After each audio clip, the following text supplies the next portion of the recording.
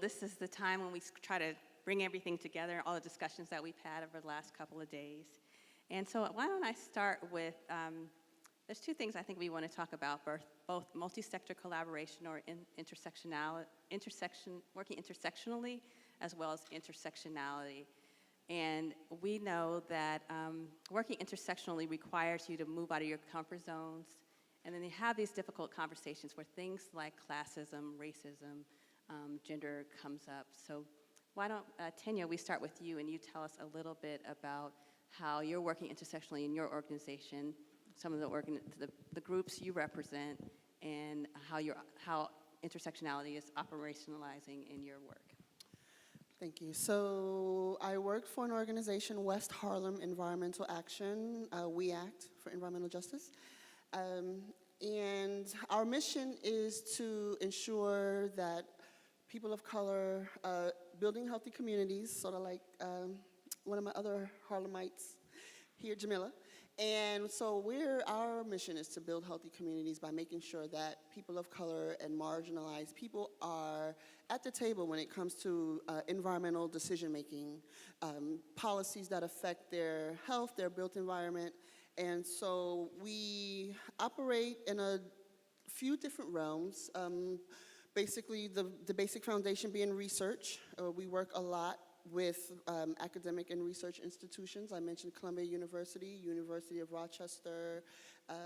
We're in something now recently with University of North Carolina with a climate and health program, STEM education program for high school students. And so we're working with lots of different groups. We work a lot in leading and steering coalitions. And one particular area that I wanted to mention in working cross-sectorally, there are a lot of examples, but one I'll give is work that we do with the housing groups. A lot of times we're collaborating with them, and their issues are affordable housing, landlords who are trying to move people out and by not doing repairs. And so when people hear We Act or an environmental justice organization, sure, their first thoughts are clean air, clean water, naturally so, and they don't imagine us in the health realm sometimes. And so we're kind of not kind of, because we've been doing this for as long as we've been, almost 20 years, academic environmental health research. So we're in the health realm, but we've been more in the environmental justice realm. So when we're working with housing groups and they're dealing with issues of affordability and access to affordable housing, we're there because we have a Healthy Homes initiative and we have a Healthy Homes agenda, which speaks about indoor air quality, indoor conditions in the home that exacerbate asthma, be it mold, pests, things of that nature. So we bring an environmental spin to things like housing, which a lot of I feel like we're all here, I'm preaching to the choir. We get it, how social determinants of health is aligned with the environment, but a lot of times people don't. So I'll stop there, but there's other examples I would like to give. I don't know if I should go on. I just want to give space to other people here.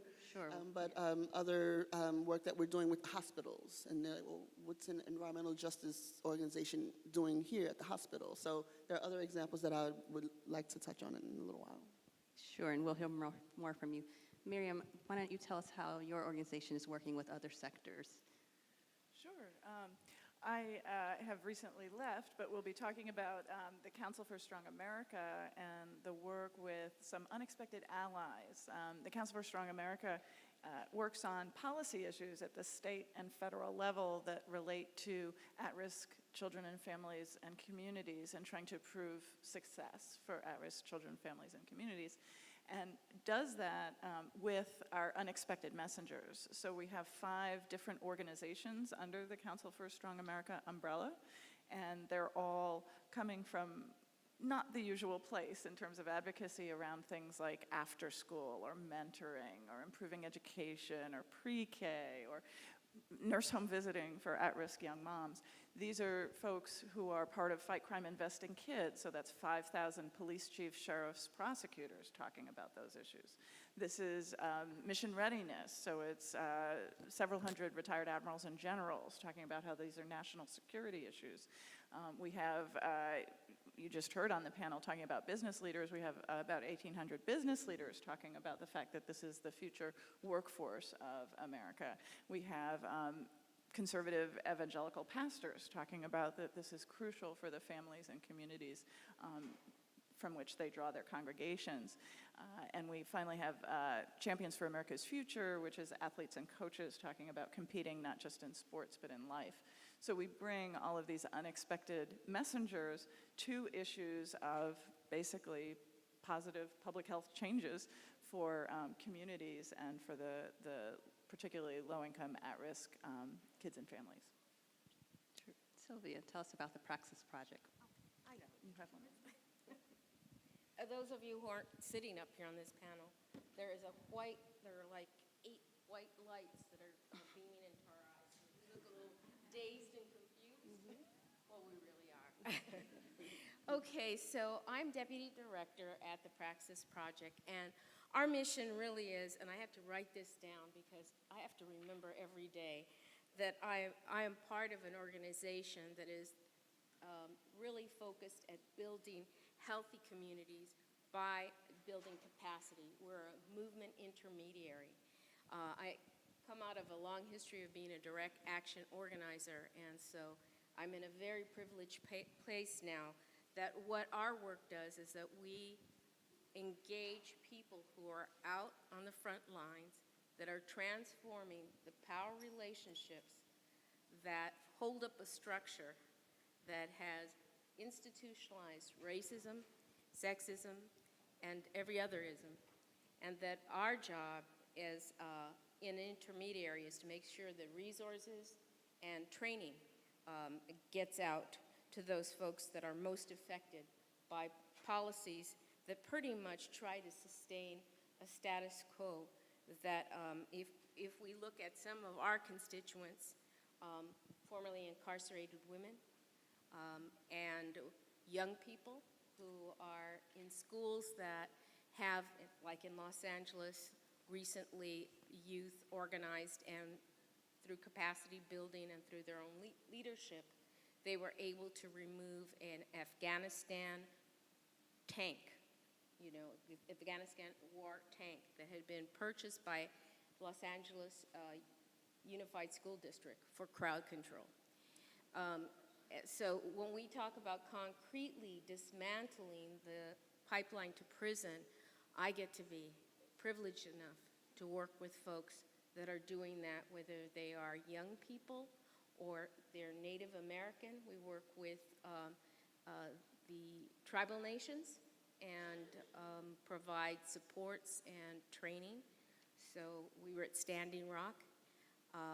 We will be called to Chicago when there is violence against Muslim women, and we will be there to stand and to create resources, organize people so that there is a buffer.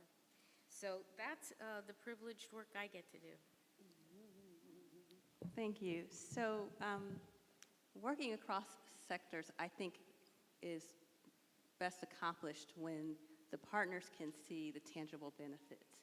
Can you tell me a little bit about how you got your partners to establish buy-in and what were some of the win-wins from those collaborations? One of the things that we will see less and less of in this day and age, what has established We Act was a federal mandate for NIEHS, National Institute of Environmental Health Sciences, they have these children's environmental health centers, and they were mandated to, I guess, develop these community engagement and community relationships and community partnerships. And so that's how Peggy Shepard, our executive director, was able to establish We Act as a longstanding community partner. And there's been some challenges with that, but and I had to sit with her one day, like, how'd you do it? Like, how'd you get We Act to be so planted like this? And I'm still trying to get in her head and figure out how she did it and how she does it. But it's because of that. And so sustaining that has some challenges, but it took that level of top-down decision-making to say, we have to coordinate with communities, we have to engage communities. And even with a mandate such as that, it's done sort of in a piecemeal way unless we make it happen. So, yeah, I hope I answered your question. Miriam. Yeah, I think that's a really good question. I think probably the two biggest pieces because you have to recruit, you have to engage, and then activate for particular policy goals in the work that we do. And so I think the two pieces that are really critical in effectiveness for these unexpected messengers, one is the research, and we talked about that a little bit earlier. You have to be grounded in what the research says works, number one, and number two, what the connection is between that thing that works and that person that you're mobilizing. So for instance, in the case of police chiefs, it's crime prevention. In the case of the mission readiness folks, it's eligibility to serve in our nation's armed forces, because over 70% of young adults age 18 to 25 couldn't serve even if they wanted to, because of educational deficits, health deficits, crime, et cetera. And so you have to have that research both on what works, but also to connect it to that particular messenger and have them be an authentic and comfortable messenger on that issue. The second piece, in addition to research, is relationship building. It's all about, and any kind of organizing is all about relationship building. And so that's particularly important when you're dealing with grass tops folks, because these are not folks who are going to respond when you just fax them something or email them something or whatever, or text them. You're going to need to have a relationship, relationship of trust with that person, so that they feel like when you call on them, A, the research is solid, B, the issue is timely, C, you're going to really staff them well on it. They expect to be staffed. And so that grass tops organizing requires a really high level of a trusting relationship so that they respond when you call. Sylvia? Which takes years to develop, It decades. takes time. And we get weary and we die out, and then it's not a void, but yeah, sorry. I was just really interested in what you had to say, and so I've lost track of the question, so I'm just going to talk about how we go. The question was, how do you get non-traditional sectors or other sectors outside of your realm to see the win-win, or to how do you establish the buy-in? Sure.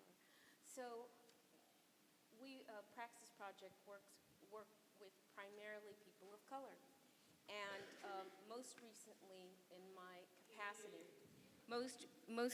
in my capacity as deputy director, I've been working, as I was saying, with formerly incarcerated women who happen to be African American and Latina, which makes up, in terms of California, the largest number of people in prison. And how we go about organizing is that essentially they organize me, which is they're very clear on their story, and they're the experts. I show up to merely talk about what else needs to be packaged in order to get their foot in the door. And because of my previous life working for a congresswoman and the Speaker of the state of California, I have relationships that I can open doors, but they're the ones who walk through the door first. And it's very clear that the trust, you talk about women who have been in prison for 20 and 30 years, many of them who have experienced intimate partner violence. We talk about post-traumatic stress. I don't think there's post for the experiences that the women that I work with have. And they are single mothers. As you know, when they come home, it is about how do I reunite with my family?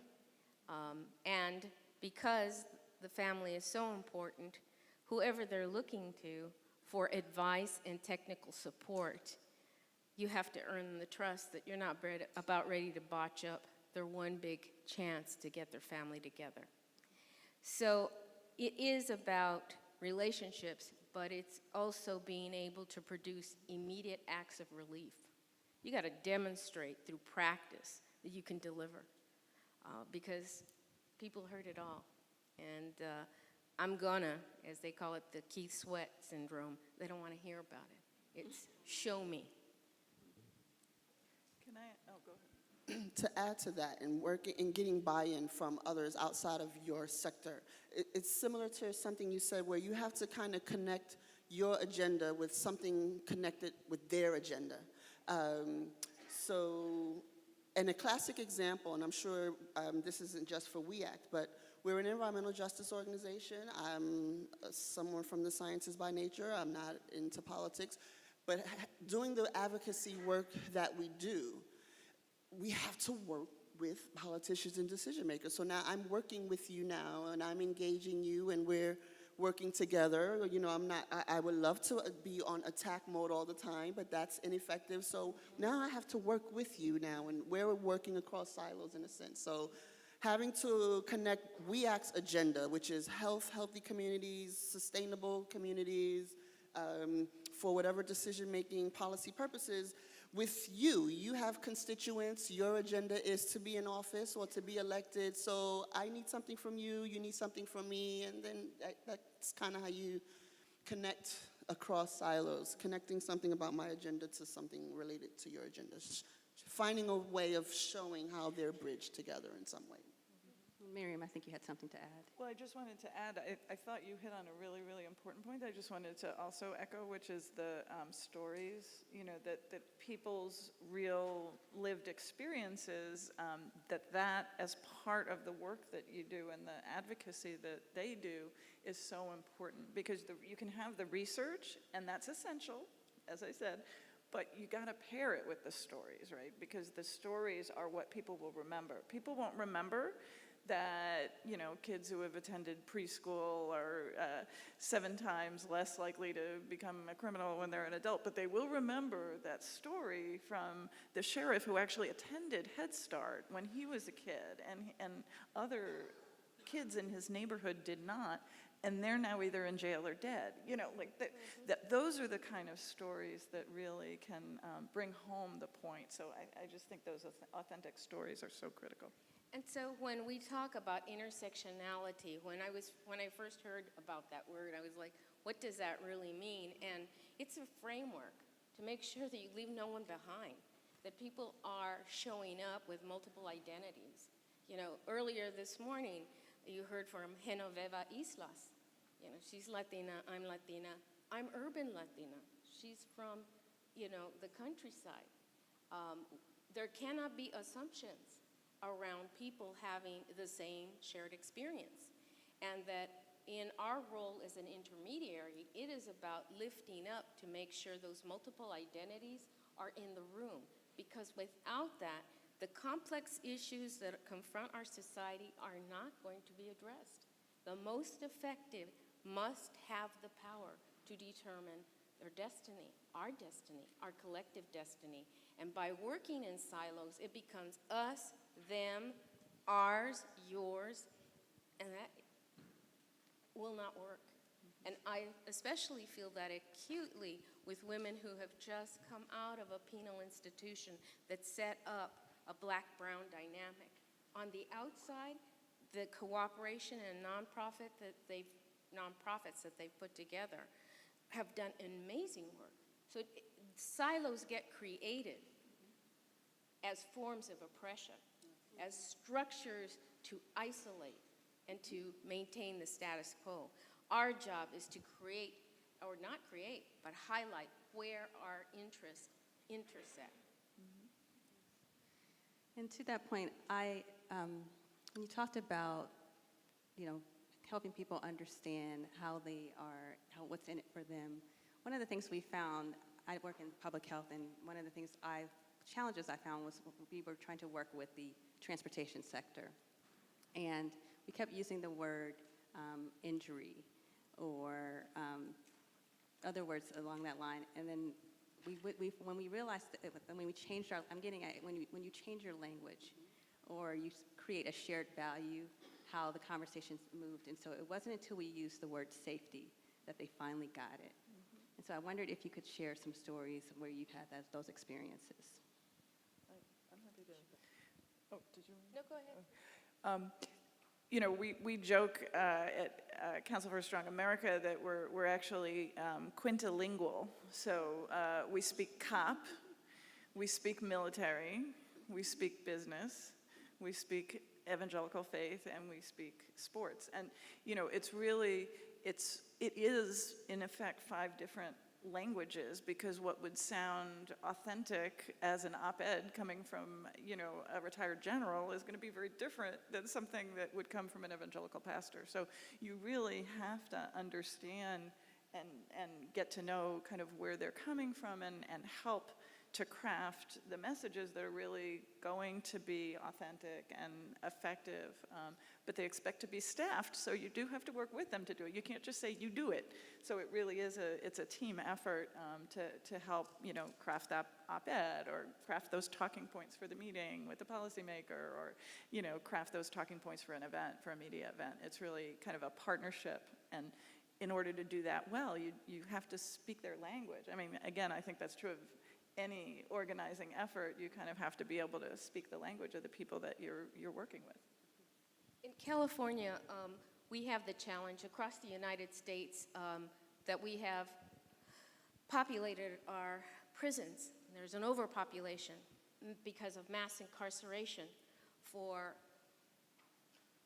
crimes that essentially are crimes of poverty and self-medication, drug abuse. So in California, because there was a mandate that we had to decrease the population, the taxpayers decided they wanted to shift resources away from incarceration toward being able to, if we're going to have to let people out of prisons, there should be mental health services, social services, victim services, and something about employment was one of those last things. You know, it took a coalition to come together with the language, calling it the Community and Public Safety Plan was what it was called, Prop 47. This June, $103 million hit the street. It will go to cities and nonprofits that are partnered. The work of the women that I, as I said, get to serve is to raise their visibility with the elected officials and the public policy makers so that they understand there's no generic woman. That each one, and not only that, there's no generic prisoner. That because you've been in prison doesn't mean that you're sentenced, that's not a life sentence. And so that's a whole mindset people have. So that there's check the box. We talk about putting people in a silo. They may have been arrested for drugs, property crime. Women are usually arrested for survival crimes. Prop 47 says you have an opportunity to go before a judge and be resentenced to get a misdemeanor. It's not just changing the language. It's objectively recategorizing people so that they can have a livelihood. Because we've decided, the public has decided, felons should not work again anywhere near me. And that is a very difficult hurdle when you're coming out and all that hostility is at you. But what I've noticed that the women have done in terms of their leadership is they talk about California has decided to incarcerate since 1970, 6 times more women than men. They talk about who's doing it versus I've done my time, I did my crime, I did my time. None of that talk. It is about I am out, I am here as a woman, I can stabilize the community by getting my family back together and having a job and contributing to the value of this economy. Housing is important for me and my family to be part of. You need to have families integrated into neighborhoods. I am an asset. And when that happens, you see the shift because it's putting a human face to what is a cipher. And I think that we who work at the intersections always have to be very respectful to step out of the way. We may think we have the best media bite, but there's that one compelling story of the passion of resilience and resistance that is what moves people to action. And so that was the only thing I wanted to say, is that that's not quantifiable. What I would like to add in terms of language and shared language. So David, he was on the earlier panel of American Sustainable Business Council. We work with them a lot through coalition work. And so when we were here earlier this week, we did this breakout activity. And some of us had to stand on one line and be an employee or union rep, yes, and others was on the other side as a business owner. And for the first time, hearing from those who had to act as a business owner, my mind, like a light bulb went off, like, wow, we really are speaking different languages. It's like we have these assumptions that you understand what I'm saying when I use certain terms, or even when we're in the same sector, the terminologies are different. And so the importance of having a common language and the importance of engaging each other, if I'm not engaging you, I don't realize that we're speaking different languages. You know, in terms of relationships, not to bring up relationships, this thing about love language, what's your love language? Are you speaking the same language as your mate? You can be with someone and you just have different communication style. If I'm not engaging you, then I don't know what's your language and what's your terminology and how it's different from mine. So I'm gonna continue to operate the way I operate. You're gonna continue to operate the way you operate, and we're never bridging ourselves together. And that's like a ploy, a tactic to keep us powerless. And you mentioned something about evangelicals. I don't know many people in here who are, you know, religious or, you know, Bible readers or studiers, and my grandmother's going to be disappointed at me that I don't remember the story about the Tower of Babel. But the objective was to disrupt the language and the communication of people so that, and whatever happened, grandma's going to be mad that I don't remember the story. But that's the goal of keeping us marginalized and not letting us engage one another. That's why engagement is so important. And breaking through the discomfort of I don't understand you and you don't understand me, and having that common language. I think one coalition we're working with in New York City around Medicaid expansion and DSRIP, and just working with the state of New York and defining what's a CBO. And it's like, that to me, that's like a duh. Like, what do you mean? Like, we're spending so much time defining what's a CBO so that we can determine how CBOs should be at the table with state health officials in addressing social determinants of, oh, but what's a CBO? We need a definition for that. Well, we do, but we don't. Like, I don't, so it's kind of tricky. It's just all tricky. But we can't get anywhere until we have that foundation of being able to understand each other and connect, engage each other. Miriam, did you And have? just one thing to add in terms of engaging each other, because I think it's the language. We need to be understanding what each other is saying and reflecting the language of the people we're trying to reach. But we also need to have an approach that works for the people we're trying to reach, and that's going to be different for different populations. So, you know, for instance, you know, in a lot of grassroots policy work, you know, again, you're kind of sending the fax out, you're sending the email out, you're sending, you know, whatever, tweeting, whatever you're doing. But that, you know, you need to make sure that the approach you're using is appropriate. So for instance, sometimes I've heard, and this just pains me, of people inviting like these police chiefs or these business leaders or these pastors for, you know, one of these painful day-long navel-gazing sessions of a coalition to work on an issue. Like, you don't want to do that for two reasons. One is you're going to completely turn off that person. They're never going to come back to another meeting.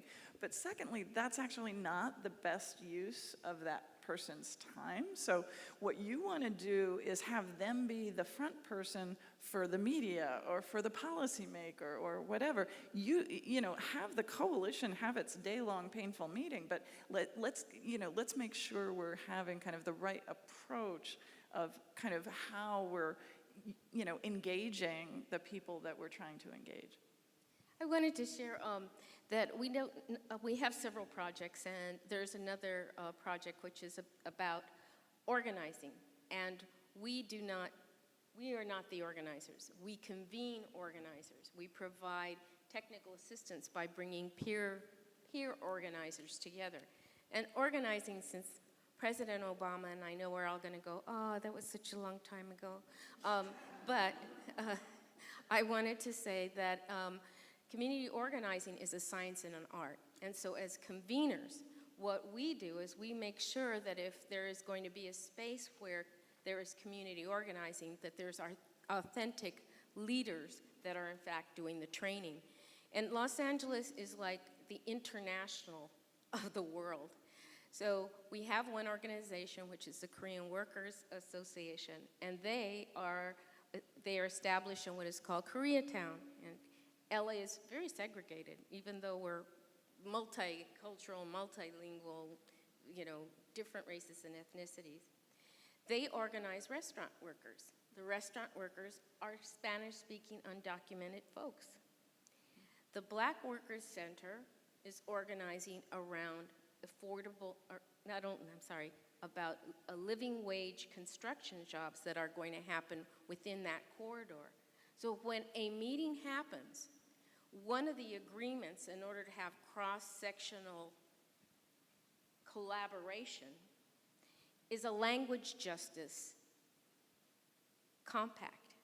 And language justice says, essentially, you show up with your identity, you speak your language. It may not be my language, but we're today going to be, we're going to hear through translation equipment, us dominant English speakers, what you're saying in your own language, because your language empowers you to be able to move your agenda forward.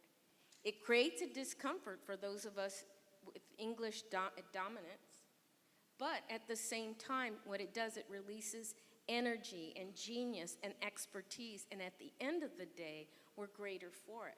We're greater for the fact that the Korean workers have figured out that they need to make sure that the Spanish-speaking workers need to have a living wage, that they are being exploited through wage theft, and that needs to be stopped.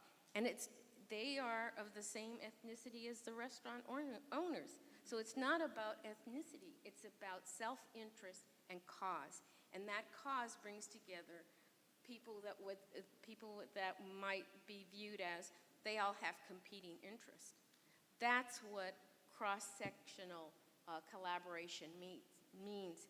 And at the end of the day, it may not be sustained as a coalition, but it is a network that is there that can be replenished and strengthened in a bond that you go back to, and that we as intermediaries put resources out in grants and technical assistance, because we believe it's through the networks coming together that entire movements come into play, and that it'll take movements to move structural things such as racism and sexism, make that archaic. So some of the things that are critical, I think, to this sort of work is helping other sectors understand the policies, the systems, and the environments that are the key drivers for some of these inequities. What are some of the policies or the systems that you are particularly trying to raise up and make sure that others are aware of? So someone had asked a question earlier about what policies, same question, I believe. And I immediately thought about environmental policies, and I immediately thought about land use policies. We talked about redlining and the fact that poor African American, Latino, minority people are redlined into areas where there are toxic polluting facilities that are having detrimental effects on their health. So historically, is what's driving still our work all this time. The policies that push marginalized people without the power to say, not in my backyard, you're not going to put another dump site here where I live, right? Or policies that, like those redlining policies that say, okay, black and brown people can't live here in the suburbs area, so it's just some of those types of policies, historical policies that are entrenched that we're just fighting, just coming out of the dirt fighting these types of policies, and they're just long-standing. Miriam? I said a little bit earlier about some of the policies we work on, but I'll add, we also work on, actually you had mentioned the school to prison pipeline, so we also work on excessive school discipline. Actually worked very hard on some California legislation that's had a couple of years ago that's had some pretty astounding results in terms of reductions. We're still nowhere near where we need to be, but school discipline, excessive suspension, expulsion is a huge issue.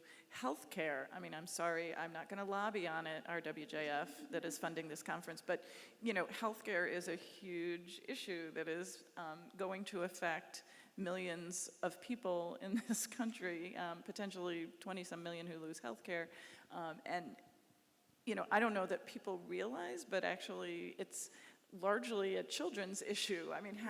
Almost half of the Medicaid beneficiaries are kids. So do people realize that? Do people realize that almost half of the births in this country are on Medicaid? Do people realize that? Do people realize that half of the kids today are Medicaid beneficiaries? So both half of Medicaid is kids, but also half of our kids are Medicaid. So anyway, so healthcare is a huge issue.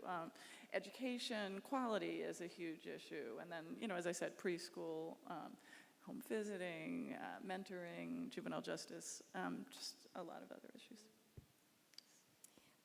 I think that part of being an intermediary working with community organizers, it reflects the justice agenda. And one of the big issues, of course, is juvenile justice. So there's a package of bills that one of the champions is moving forward, which will prohibit 11-year-old children from being sentenced to life without parole, because currently that's part of the law. The other part is it will eliminate fines if children sometimes are given tickets for breaking and infractions at the school level. If they don't pay the fines, they can end up incarcerated. It is to seal their record when they're 18, because then they can't get a job. It is to eliminate, I can't even say the word, solitary confinement for children who are 11 and almost 18. And I get a little emotional because in order to do this work, I have to go in and I have to see what people are experiencing, and I listen to their stories. And I hear about what it's like to be put in a cage and not have a toilet and have to make on themselves. And to have that in your formative stages of life is just unspeakable in the 21st century. We also work around policy. There seems to be a wave of pushing people of color, particularly little preschool children, out of preschool. And it's the beginning of the pipeline where because of behavioral issues and no one examines what's happening in the home or whether they're fed or any of those things, they are being kicked out. And that means that child does not get meals, or that child does not get the care they need, and that parent or parents aren't able to sustain their jobs. So these are policy issues that we confront, and there are intersections because unfortunately some of those 2-year-olds that are being kicked out right now will most likely end up getting the infractions in elementary school that will earn them a ticket into the juvenile justice system, or else the dependency system.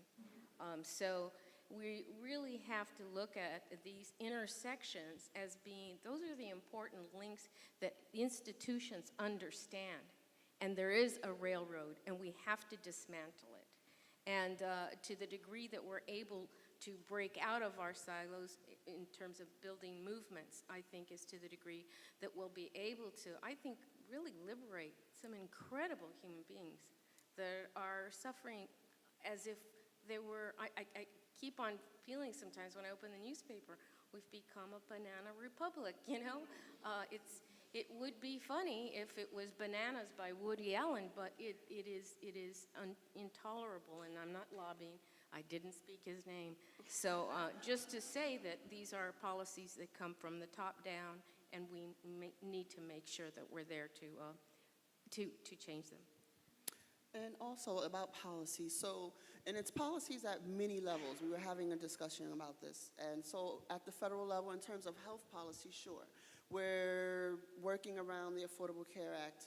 And then there's the state level. We're doing some New York State Health Department work around Medicaid expansion and things of that nature, bringing CBOs to the table. But then there's hospital policy, like business policies and hospital policies.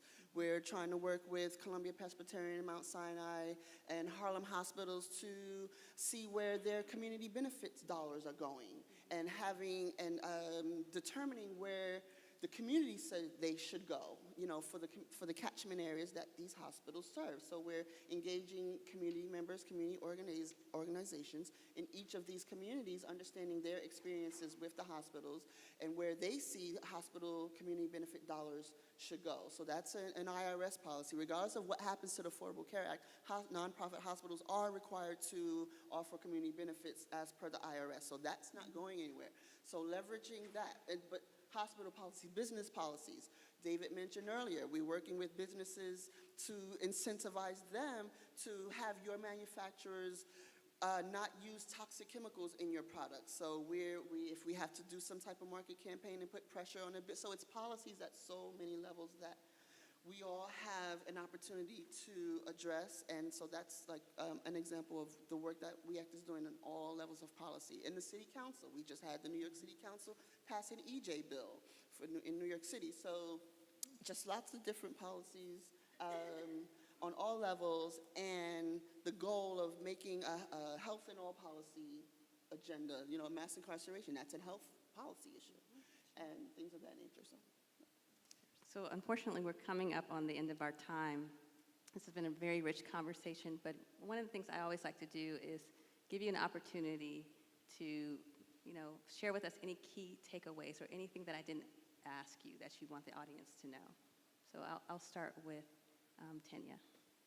I just want to just touch again on that engagement thing and the importance of it. And I think a lot of the work that we do sometimes is not sustained because our engagement is not sustained. And we just wane off and we kind of lose momentum and we don't stay connected. So if we could just do better with that. You know, it's been a pleasure being here, meeting many of you. And my fear is that I'm going to go back to New York City and I'm probably maybe not engage some of you who I've engaged. Like, how can we stop that, you know? So that we can continue this work because the political climate that we're in, and I think where we are in the world, it's like we are where we're supposed to be. We're forced to have to engage and come together.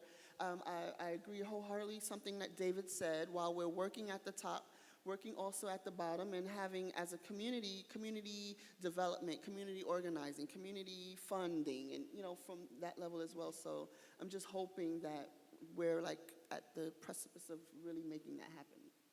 Miriam? I think one other thing that I would add in terms of if you're interested in working with some of these unexpected messengers or unexpected allies, is to recognize that unlike the people, probably, I'm taking a guess here, but the people in this room probably agree on 99% of the issues that any of us work on. I'm just taking a guess there. When you work with a group of unexpected messengers, particularly ones that can reach effectively more moderate to conservative policymakers, you're not going to agree on everything. And so you have to be okay with working with people that you're going to agree on some things, and that's what you're going to work together on, and you're going to disagree on some stuff. You know, just one quick story on that. You know, when I first came to Fight Crime, Invest in Kids, I actually had worked previously in the Brooklyn DA's office as a prosecutor, but the reason why I had chosen to work in New York as a prosecutor is that they were not a capital punishment state. I could not be a prosecutor in a state that had capital punishment. That's against my personal moral values. So anyway, when I worked with Fight Crime, Invest in Kids and was working with prosecutors from all over the country, I would not infrequently have prosecutors who, when we're having dinner prep before the next day's meeting with a key member of Congress, would start talking to me about this capital case that they were trying. And they really wanted the guy to fry. And, these are going to be experiences that you too will have if you're working with folks that will be able to effectively reach some of the policymakers that are in power. And that's true in most of the states right now, and it's true in the entirety of Congress and the executive. And so just, I think we have to learn to be okay with agreeing with folks on what we agree on and fighting together on those, and agreeing to disagree, and not hating the people because we disagree, but rather being able to work with them. Sylvia? I think I wanted to just underscore, this conversation is about women and wealth. And what I think I've done is describe that some women, a lot of women, aren't at that place where we're talking about the accumulation of wealth. That we are in a society where there are people, and I can remember Newt Gingrich saying, this is just going to be a throwaway generation. And what I would leave people with is no human being should be thrown away. And that is our wealth as a nation. And as women, we, as we've heard, have this incredible buying power, 85% buying power, but we stabilize the United States. We stabilize our communities. And that all of us, maybe we meet here, but, I'll meet you on the byways in a different trench, the same struggle. I was lucky enough to be 14 years old and trained by Cesar Chavez. I have seen the flow of movements, large and small, ebb and flow.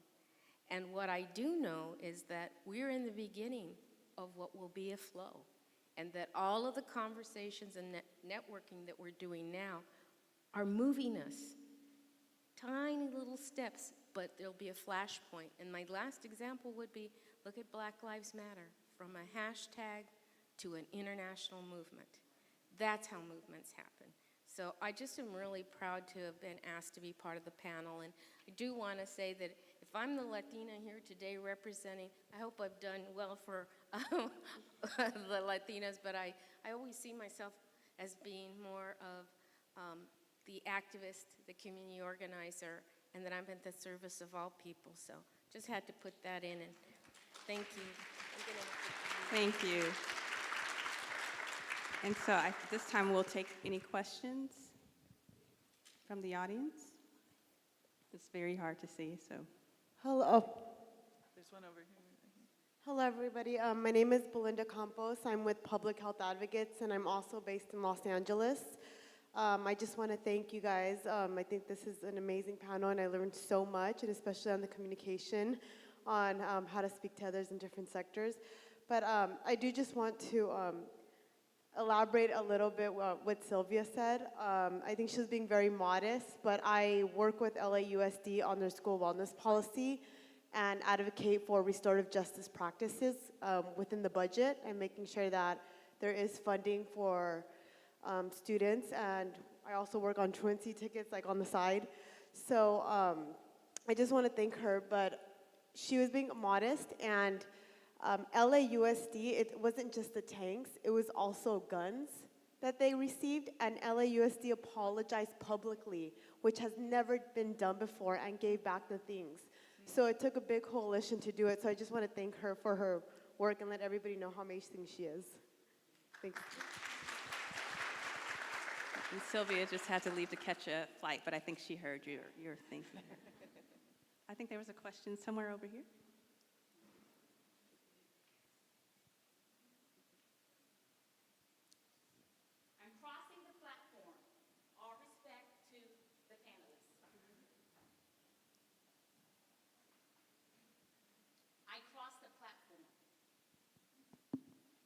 mic. This one. I sat here at in the audience, and there was an empty chair sitting here, the last three panels.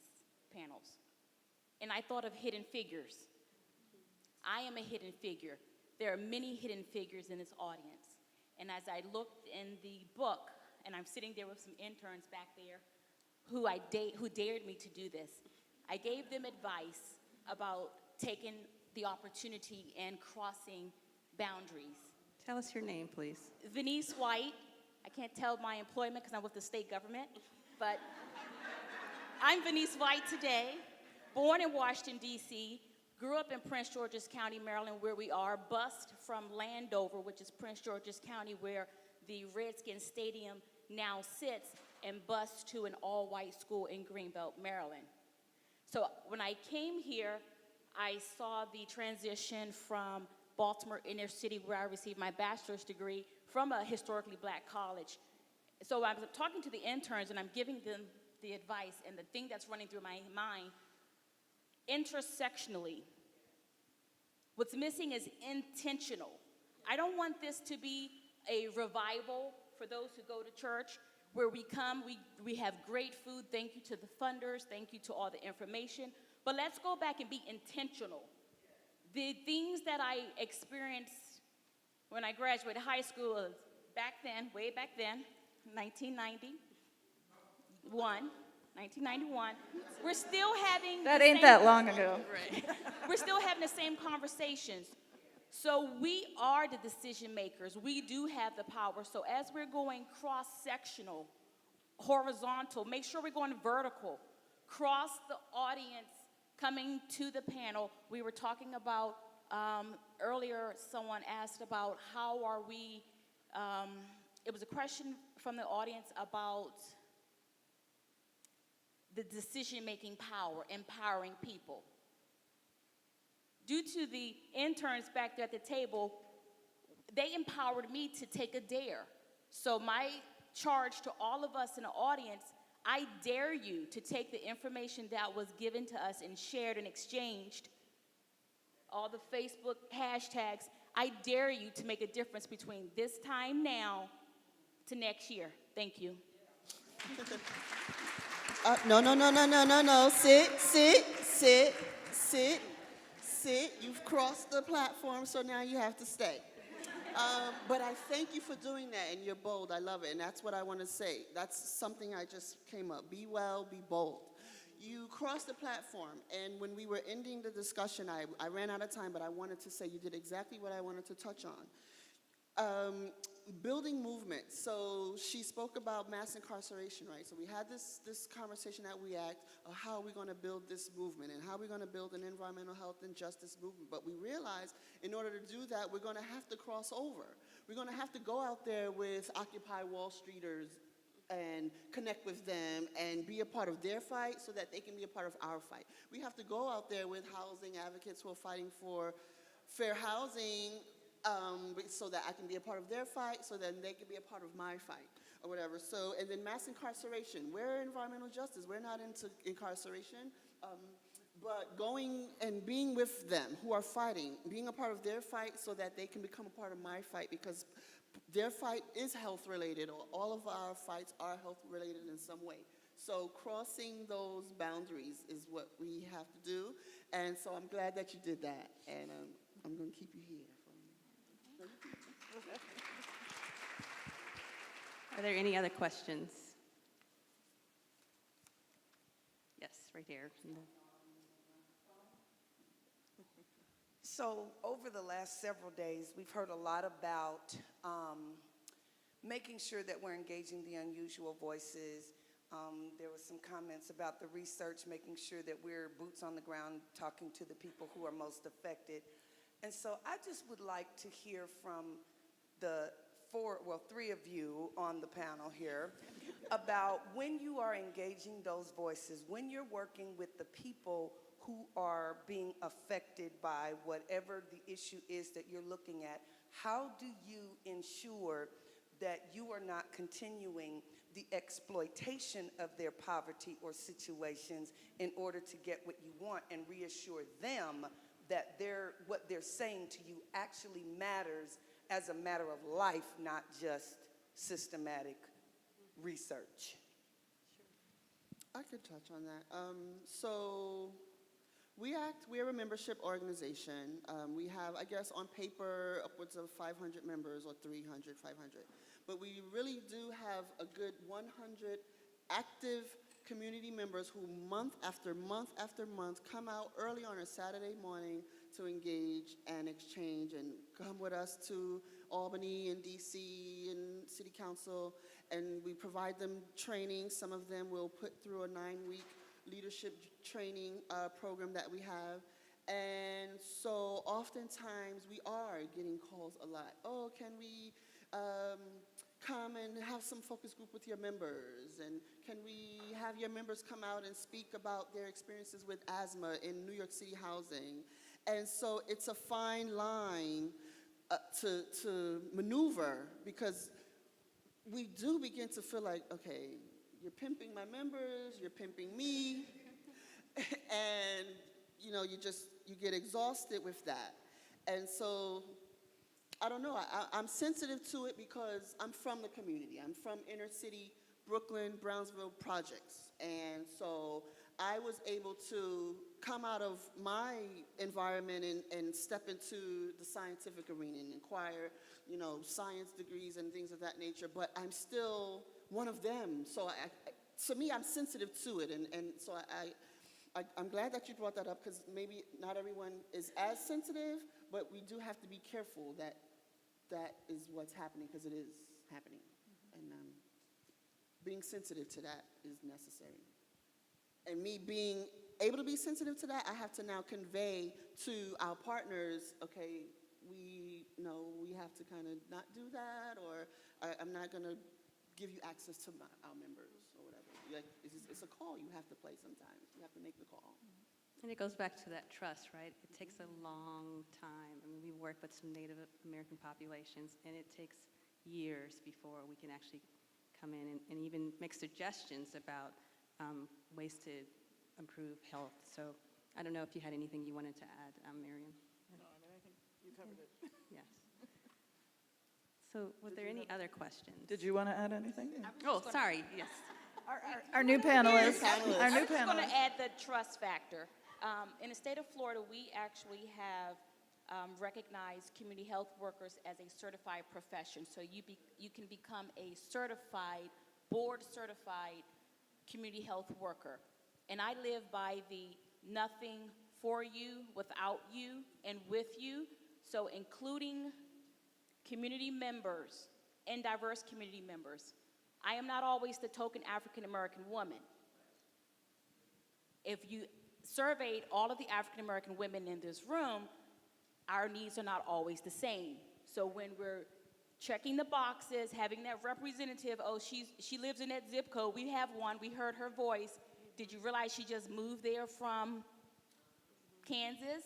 But she lives there. So engaging the community, actually having them involved, and I know this is something that sounds simple, but really having and hearing the voice of the community and making sure you have the right voice from the community that you're trying to target. Or, I hate that word target, prioritize. Prioritize. I love that. There's one question there. I think let's let this, well, there's two questions, so if you can both, three. If you can just limit your questions to like 30 seconds each, that'd be great. So there's one here and then, yes. So I feel I'm like one of the tokens in the room. I'm the token engineer. Any other engineers in here? the guy with the camera. So when I saw this thinking intersectionally and across silos, I was thinking in a totally different way. I came to hear Tenya from WEAC because I know WEAC. I've been working in environmental justice. And so the silos that I'm thinking about us working through, we didn't talk very much about the challenges of health in the built environment. We just can't do it all, I get it. But what I have to do is go back to my National Society of Black Engineers, the Forum on Engineers Sustainability, the American Society of Civil Engineers, and I have to translate this health discussion into a way that they can understand. Most of them are not activists, Most of us are not activists. I am. And the way that I've done my activism as an engineer has kept me sort of poor. Because what you do is in affiliating with community organizations, you can't be the representative of the system. You can't be the representative of Shell or an oil or gas company or some Fortune 500 company. So what I've been trying to do with Black engineers specifically, because we do have a social consciousness aspect to our mission, is engage us in ways to work with community that bring value, but that don't lose people their jobs. So what I wanted to say to us is the health side of the community is that you can engage scientists and engineers in this work, but you have to, you have to bring them in a very intentional and specific way. You have to recognize that you can't necessarily call them out on the media, the ones that work for large businesses or government, because they'll lose their jobs. But the expertise and the knowledge that we have, the way laws are developed, the way things are built, why certain materials are used, where things are cited, is important to this discussion. We sort of live off of checklists. For me, the big driver is the National Environmental Policy Act. I'm sitting here right now because I'm about to write a lead health grant for children in my community that has nothing to do with my job, but that's what the community needs. We're doing community gardening. You can't do community gardening with lead in the soil. This is like vital. I have asthma, which I developed as adult onset after 2 years in New Orleans post-Katrina. Extremely moldy environment, extremely dangerous environment even now. So all of these issues still have to be addressed in working with architects and planners and engineers. And I just wanted to say, as the sort of public health community, to keep us in mind, bring us to the table when it makes sense, at least bring somebody to the table to understand why this is an issue or what led to something being an issue. I was just talking to Tenya about, I am freaking out about all the water bottles people are sending to Flint. Where do you think that's going to go? So the real answer is to come up with a better filtration system, or to not pollute the water at all, or to somehow protect the water as it goes through pipes in the housing. But we got to get there, and that's when you're going to need the scientists and the engineers. But you also have to make us understand the equity issues. So those are the silos that I'm thinking about as I leave here, and I'll take your dare. We're going to have a conference next year in Pittsburgh, and I'm going to try to make health equity a workshop.